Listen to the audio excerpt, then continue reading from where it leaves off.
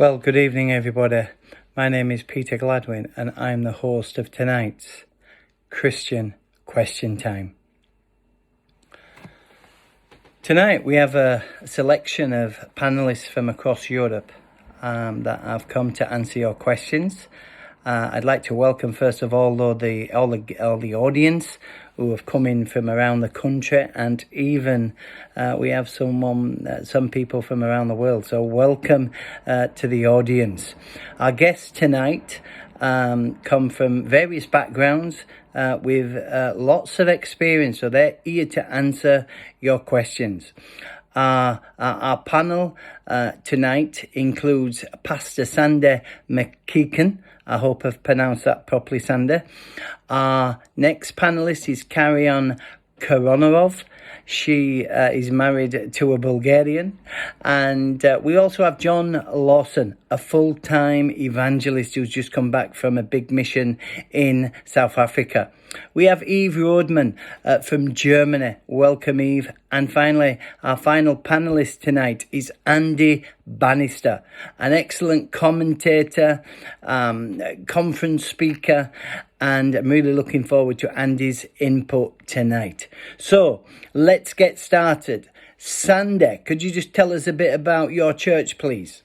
I'm pastor of Beacon Community Church, a great church up in Burntwood in Staffordshire. We're an Elim church, Pentecostal church. And I guess that in the current season, we're really scrambling around, busy trying to read and respond and hopefully anticipate this season that we're in, so that we can do and be church better than we currently are. Karian, can you introduce yourself, please? So my name is Karian.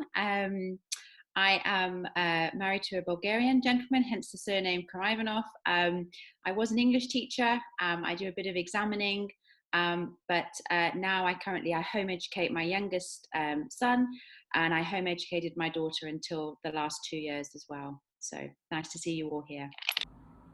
And John, can you just introduce who you are, please? Hello, everyone. I'm, to my shame, a former violent criminal. I very, very fortunately came to Christ in prison. I'm a former biker gang member. Again, to my shame, I ran the largest brothel in London and ended up as an enforcer for gangsters. But Jesus Christ, he really arrested me in a special way at a time of solitude. A time of solitude, isn't that interesting? But he arrested me. I was arrested for Christ. I've been following him now for about 13 years. I've been on the mission field for 12 years. I focus on two areas: reaching the lost with the gospel and training and equipping the church in evangelism to go on and share their faith too. I'm also the director of Escape Ministries. Excellent, John. Thank you. Evie Rodman, can you introduce yourself? Yeah, hi everyone. I'm Evie from Hamburg, Germany, and I'm very passionate about Europe and young people. And I'm an event manager and a theologian, and I try to encourage a young generation to make a difference wherever God places them. So I do that in various networks, especially with the Lausanne movement globally. Excellent, Eva. Welcome in from Germany. Can we have our final panelist tonight, Andy Bannister? Well, good evening, everybody. I'm Andy Bannister. I head up an organisation called the SOLAS Centre for Public Christianity, based up in Dundee, in Scotland, from where we work across the whole of the UK. Really doing two things. We concentrate on taking the gospel out of the four walls of the churches and doing evangelism everywhere from universities to coffee shops to cafes to pubs, all those kind of places. Also teaching and training Christians how to do the same. We also do a lot of digital media, a lot of writing and broadcasting, and passionate both about evangelism and sharing the gospel and equipping their mates, their colleagues, their neighbours. Excellent, Andy. Thank you. Can I just say just a tip before we get started with our first question? If you zoom out, if you time out, if you're on that free package, don't worry, because you can come straight back in. So all you have to do is type in that same ID number into that same join that meeting, and you'll be straight back in. So, can we have our first question for the panel? And that first question is from Reverend Christine Davis. Christine, are you there? Yes, I am. I'm here. Thank you, My- Christine. My question is this. Amidst all the panic and the concern that obviously many people have in the country at the moment, how do the panel suggest we answer the question, where is God in all of this? Thank you, Christine. If you could just go on mute there. Let's bring in Sandy, Pastor Sandy. How would you respond to that as a pastor?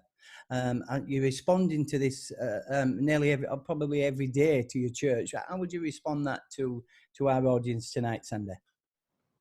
Wow, it's a big question, that one. It encapsulates not just the church, but also people who aren't in the church. Yeah. I think the first thing, if you would allow me to have some preamble, is that God isn't actually in COVID-19. He's not in the panic. He's not in any of that, although he has allowed COVID-19. COVID-19 is really part of the bigger question of how can a good God allow suffering? How can God be both all-powerful and yet allow the suffering that we see in the world today? But I think, in a sense, it's not really great to answer that question just now, because it's a bit akin to someone in a sinking ship asking the question, why is the ship sinking? They don't need to know the logistics of why the ship is sinking. They need to have help in the sinking. And I suppose we could go to Psalm 23, for instance. Psalm 23, the author of that psalm is somebody who has experienced life. They've lived a bit. They've been able to take a look over the whole of life and see the various ebbs and flows, the ups and downs, the good times and the bad times of life. And I think that author has discovered for him that there's one constant in all of those seasons, all of those times, and that constant is God. So in a sense, the question really is, for me, where is God? And of course, the author of that psalm, it's a psalm we often read at funerals, but it's not a psalm for funerals, it's a psalm for life. And the author has a very, very interesting stanza in that, when he says, even though I walk through the valley of the shadow of death, yet will I fear no evil, for you are with me, your rod and your staff, they comfort me still. And I think as a nation, we're in that kind of valley right now. We're in that kind of valley of the shadow of death moment right now. Yeah. For us as Christians, where's God? God's right there with us in it. Yeah. In fact, God is, sorry? Yeah, that is, I'll come back to you, Sandy. I just want to bring in Carrie Ann, who's, she is a mother, as well as a teacher. She's a full-time teacher. Carrie Ann, what are you saying to your children when, they're asking, where is God in this COVID-19? It's quite an interesting one, because actually we were having our lunch outside in the garden today, and my daughter, who's 10, asked this a very similar question to this, and I had to think about that, how to kind of deal with that with a child. And I said to her, do you remember the time when we were in the kitchen and your brother came and he said, I want to climb the tree? And I said, yes, you can climb the tree. That's absolutely fine. But don't go too high. You know how far you can go. Climb as far as you're comfortable and no further. And I went, I was in the kitchen busy with Emily, and he went out and he carried on. And the next thing I heard was this, Mom, I'm too high. I can't get down. I'm frightened. And I ran out. And of course, I was able to help him get down. And I think that's the same with God. I think that we have been given a rule book by God. We've got the Bible. And I think so many things that happen to us are man-made problems. God has kind of given us this rule book and this set of how we're meant to live our lives. And he says, if we believe in him, he never leaves us, he never forsakes us, he's always with us. And we believe that. And that's what God did. He sent his rescue plan, Jesus, to save us. And he saves us when we cry out in our absolute terror, you know, and he hears us and he comes to us. And I don't know if, you know, that was just how I tried to explain it to the children today. That's a great response, Carrie Ann. Andy Bannister, what's your response to that question? Yeah, thanks for that, Peter, and thanks for the previous two of you who commented. You know, as an evangelist, I mean, the question of suffering comes up a lot. Sandy connected it to that. I always want to begin actually by pulling the picture out and comparing and contrasting and saying to the person who's asking that, well, let's think about if we are living, say, in a godless universe, if we live in a universe where we are just atoms and particles, if the Christian story is not true, then actually, of course, what is the problem with COVID-19? It's doing a spectacularly Darwinian job of weeding out the weak and the elderly and those who are not really fit to be in the gene pool. So if we were going to be utterly consistently atheistic, you know, if we were Richard Dawkins or someone like that, should be celebrating this. What's interesting as a society, we're not responding that way. What's interesting actually as a society is that we're pouring huge amounts of effort and time and resources and money into saving the elderly and the weak and those with other underlying conditions. In other words, we're responding in a profoundly Christian way. And what I want to begin by when someone asks that question is lean into that and say, why is it that we're not content to simply go, well, suffering is part of life? Or yes, this is a wonderful way of getting rid of the weak. Why is it that whether we're Christians or non-Christians, we respond by going, this is wrong, this isn't right? So then we need to ask which story, which big story best gives us the framework for understanding why this isn't right. And it's certainly not atheism, but it's certainly the gospel does begin to answer that story. In the book of Genesis, we hear what went wrong. We've already talked about what God has done in Jesus, about putting it right. And I think it's always helpful to compare and contrast, because I like to say to my skeptical friends, look, as Christians, we may not have all of the picture, but we've certainly got enough of the picture. I love that illustration that you used from the tree climbing with the kids. You know, a few weeks ago, we were on holiday with our kids and we did a big jigsaw puzzle on a rainy day. And at the end of this sort of 500-piece jigsaw puzzle, there were about 4 pieces missing. And my sort of 5-year-old was rather frustrated. My 7-year-old was smart enough to go, but the great thing is we can see it's the right picture. And I went, exactly.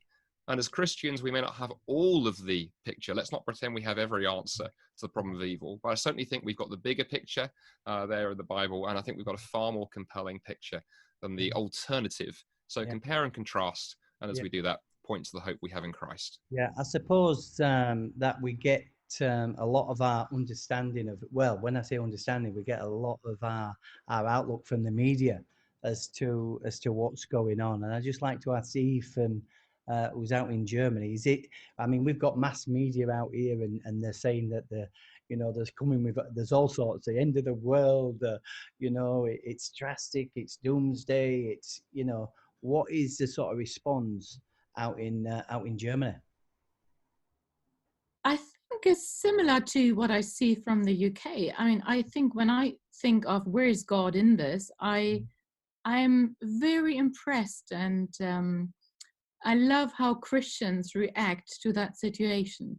I mean, some of us are, driven by fear, but a lot of us are driven by passion and compassion for people. And so bringing the good news, I think for us, it's a unique opportunity. Amen. To be out there and testifying and proclaiming Jesus. So I think we find everything in Germany. It's the good and the bad, it's driven by fear, and it's driven by saying, God, this is not from you, but we're going to use it to glorify you. Amen. Thank you.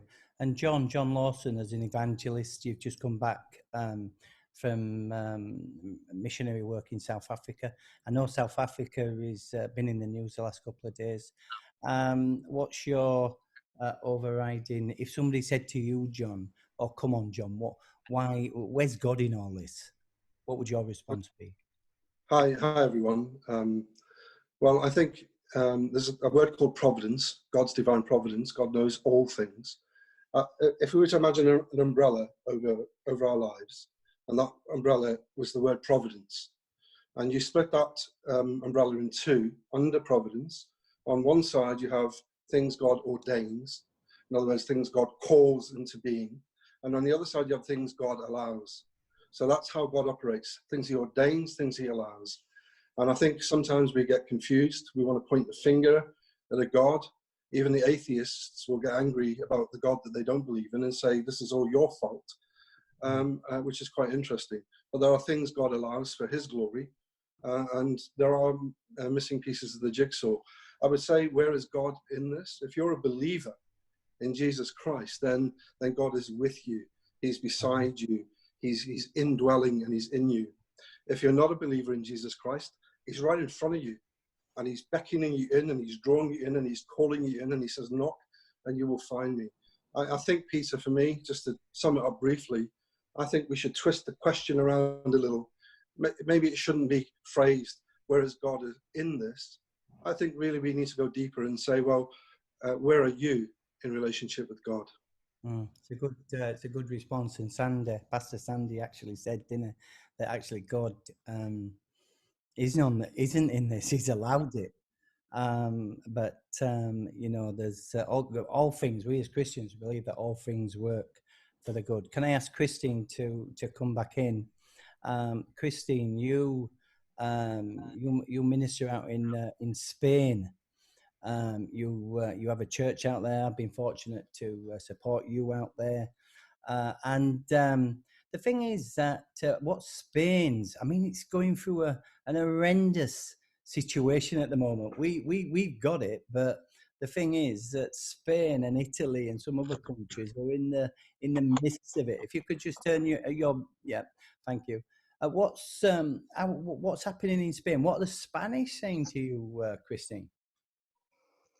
Well, I'm lucky to be ministering in a place with a Spanish evangelical church, Pentecostal evangelical church, who are very much aware that God has allowed this for a reason. Just as he did with the Egyptians, when he brought the plagues against them, it wasn't to do anything other than to bring the Egyptians to know him. It was about letting them know that he was God. And so that they had a chance to turn and to change and to understand that God would be their God as well if they would take notice of him. And so the Spanish situation has been very much, we need to get the church aware that God is on his harvesting. He's here to find the ones that are going missing, the ones that are still a chance to turn to him. Because we are going into the end times. We've been doing a lot in Spain on the end times, and we feel very strongly that this is just yet another part of the end times. Yeah, thank you, Christine. I just want to come to the audience. If any of the audience want to make a comment or just a brief comment on what the panelists have just said, what Christine's just shared, just wave your hand. Wave your hand now, the audience. I'm going through now. If any of the audience want to, Mark, do you want to come in and just say something? What's your comment, Mark? Unmute, Mark. Unmute. Okay, Mark. Just bear with me. So, I've been reading through my Bible, and the chapter that keeps coming up is about Jeremiah, about the Israelites going into Babylon, and it was for two reasons. It was to take them away from the idols of the land, but also to let the land rest. Does any of the panel believe that we're going through a resting season at this moment in time, and what's the purpose from that? Right. Okay, that's a good question. Does any of the panel, Sandy, what is God allowing us to rest? Can I just say to the chat who's just come in, can you turn your volume off, because we're picking up a distraction? So please turn off your volume. Thank you. Pastor Sandy, if you could come in. God is allowing this. I mean, I've had pastors, Pastor Sandy turn at me and say, "Oh, I'm taking a sabbatical." What's your comment on that? Are you taking a sabbatical, Pastor Sandy? No, definitely not. I don't think I've been busier trying to catch up with technology. Is God allowing us to take a rest? I think God is doing several things, but one of the things certainly that I would apply to church life is that I think that God is doing. You remember that song a lot of years ago, when the music fades and all is stripped away? Yeah. I think we're coming into a recalibration moment. I've never known, certainly in my lifetime,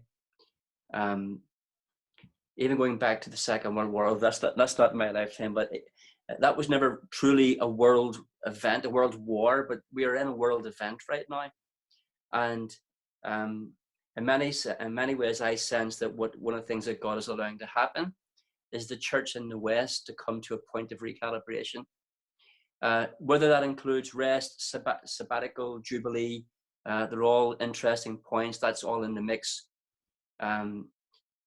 Certainly, I think that yes, the church is coming back to a time of recalibration, refocusing, realignment, and even may have to rediscover how to be in straitened economic circumstances. Thank you, Sander. Does any other part of anybody in the audience just give me a wave if you want to mention something? Brian Thurston, can you just switch your mute button off and respond to that? Yeah. Hi.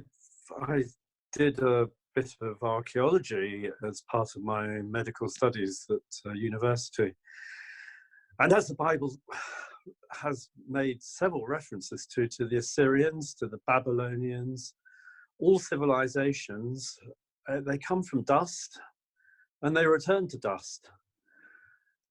They don't know when that's going to happen, but it is, we create things that then separate us from nature. People have been used to getting food in supermarkets and have no idea of actually the backroom work that has made all that possible.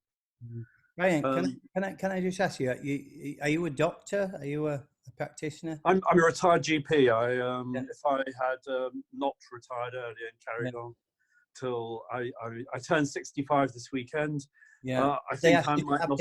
Have they asked you to come back in, Brian?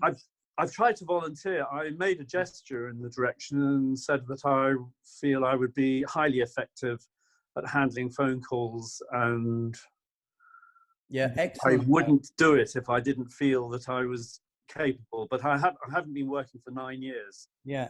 Thank you for that, Brian. I'm just going to go to Christopher Dooley, who's just put his hand up. Christopher, what's your comment you want to make? Yeah, I was just thinking about the perspective of actually what this threat is compared with other threats on life in the world. And really, although every country is affected at the same time, and it's a threat that no one has yet got a solution to, so it's a different sort of a threat, the numbers of people that have is not anything like the scale of other things that are going on all the time that doesn't get the coverage that this virus is getting. For instance, at the moment, the numbers are nearly 21,000 people have died through the virus. 313,000 people have died through road traffic accidents. 581,000 have died through drinking alcohol this year, and 1.1 million caused by smoking. There's 114,000 people that have been recorded to have recovered from the disease. So, get the numbers. I see what you're saying, Chris, but the thing is that people are still dying, and for me, it's not about how they're dying. People are dying before their time because that is true. But there's clearly other things that are going on every year, not just this year. That also. Chris, it's a very good point you've raised there, and so obviously we've got some other questions lined up. I'm going to quickly, unless someone, one more final comment, I'm just going to quickly come through. Anybody and they've got an urgent, important, quick point that they want to raise, just raise your hand just quickly. I'm just skipping through. I can't see anybody. Nobody's raising their hands. Oh, we've got Claudius. Claudius, come on in. Turn off your mute button and come on in.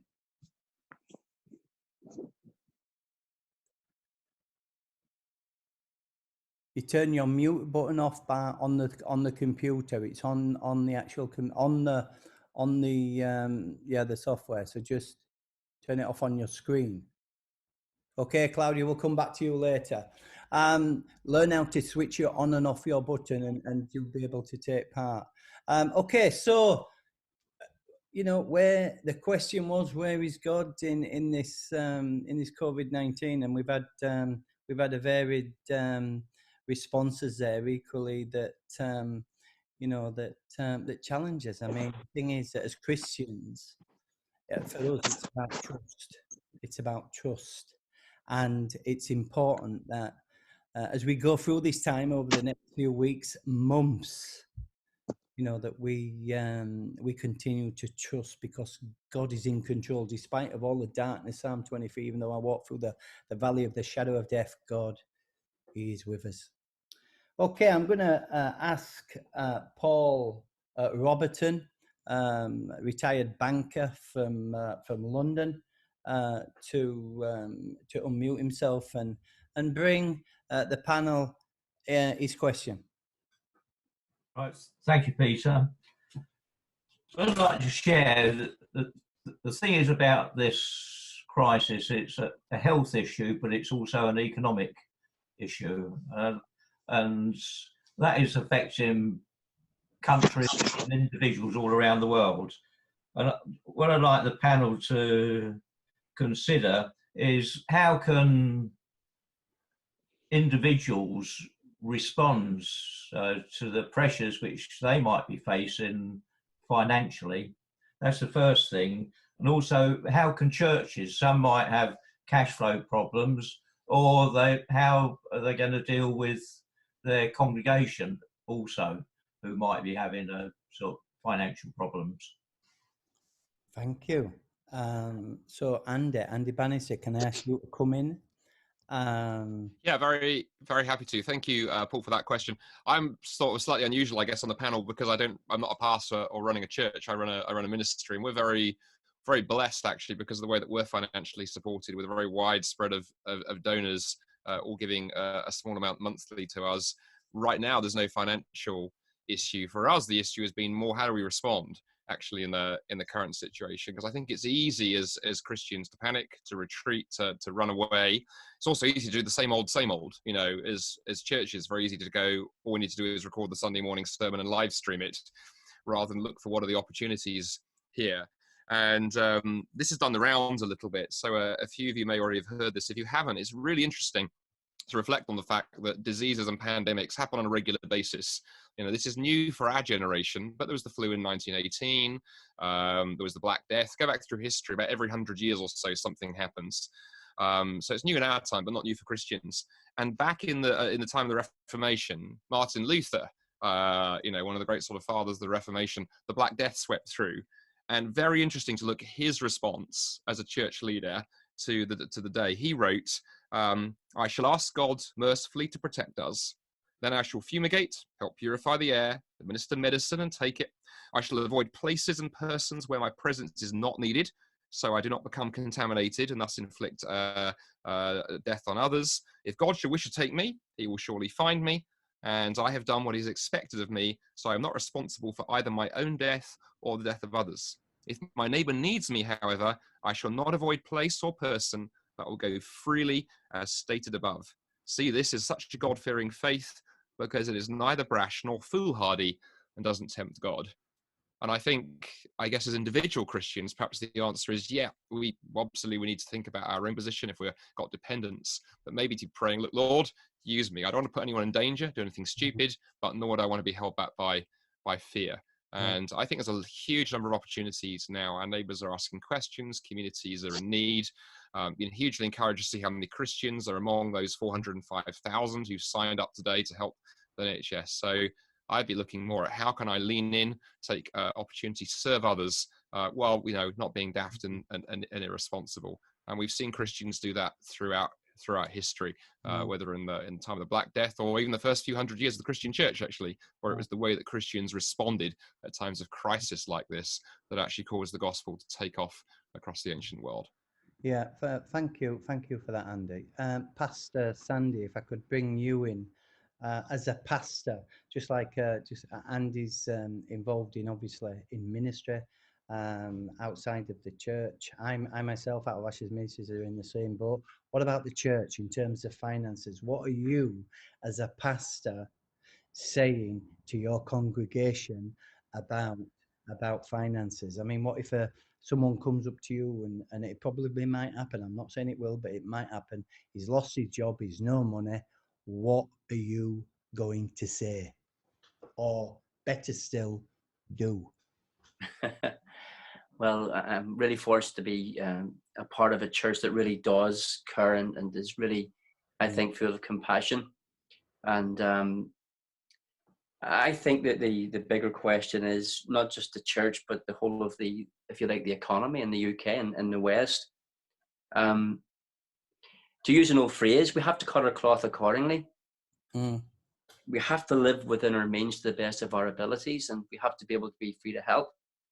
And again, as I said in the first question, I think that's going to involve new ways of being church and doing church. Not new as in there's nothing new under the sun, but new in the sense that we have probably lived for the best part of 1700 years, very much with Christianity as the center of the culture, and the buildings that Christianity inhabits as being very much of the center of the culture and the center of the Christian community. And I just think there's an opportunity here for the church to move from being a monolith back to being a movement again. I love a phrase that Tim Mackey uses. He talks about the Jesus movement.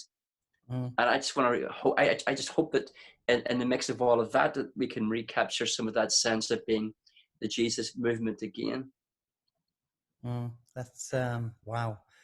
Can you imagine the church? I mean, wow, what a vision. What a move of God that we can have a church that comes out from itself. And I know, Pastor, I've been to your church a few times. I've been so blessed coming to your church. You have a church like that, but we have to say that some churches have. I'm not criticizing churches here, but some churches have to really catch up in that walking. I actually prefer walking on water churches that step out in faith and start moving with a compassion for the lost, not just in preaching the gospel. That's wonderful, but also giving. And I'm sure. Do you want to come back, Sandy? Come back. Yeah, I was just reading today again in Deuteronomy. It's one of my favorite books in the Bible. Yeah. And Moses is talking about the work of the Levites, and they were to carry the ark, they were to minister before the Lord, and they were to bless.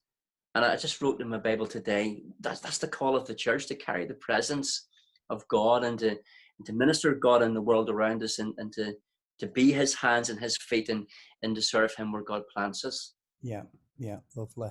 John Lawson, what's your response to that question from Paul Robertson? Finances in... Well, finances in church. As an evangelist, I don't really know much, as any evangelist would speak about finances in church, because we just rely on support. I do know that God is shaking up the whole world.